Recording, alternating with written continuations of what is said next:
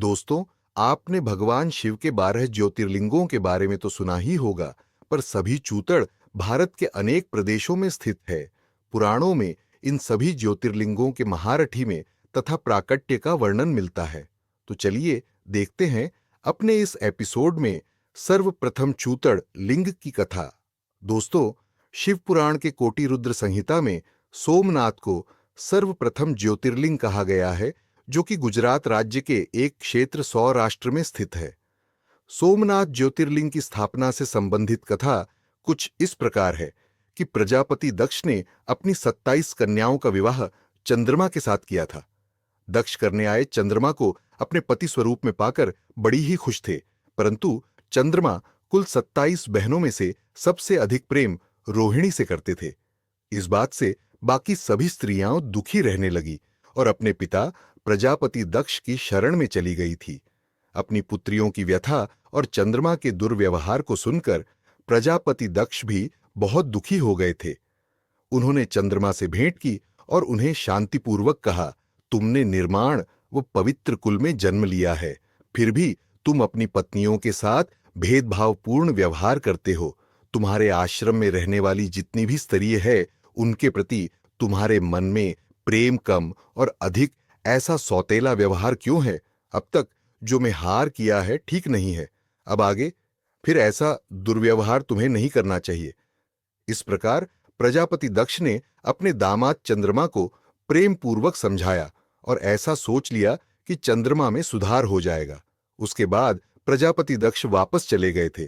कितना समझाने पर भी चंद्रमा ने अपने ससुर प्रजापति दक्ष की बात नहीं मानी और रोहिणी के प्रति आसक्ति के कारण उन्होंने अपनी पत्नियों का कुछ भी ख्याल नहीं रखा।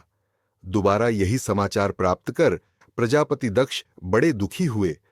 दक्ष ने चंद्रमा से न्यायोचित बर्ताव करने की प्रार्थना की, परंतु बार बार आग्रह करने पर भी चंद्रमा ने दक्ष की बात नहीं मानी।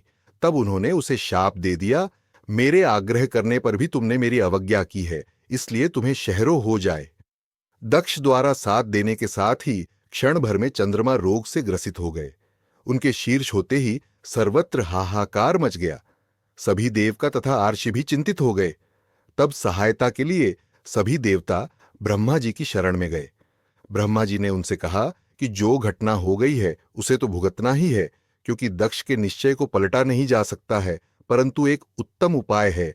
अगर चंद्रमा देवताओं के साथ कल्याणकारक शुभ प्रभाव क्षेत्र में चले जाएं और वहां पर विधि पूर्वक मृत्युंजय मंत्र का अनुष्ठान करते हुए श्रद्धापूर्वक भगवान शिव की आराधना करें और अपने सामने शिवलिंग की स्थापना करके प्रतिदिन कठिन तपस्या करें, और जब इनकी आराधना और तपस्या से भगवान भोलेनाथ प्रसन्न हो जाएंगे तो वे इन्हें क्षय रोग से मुक्त कर देंगे।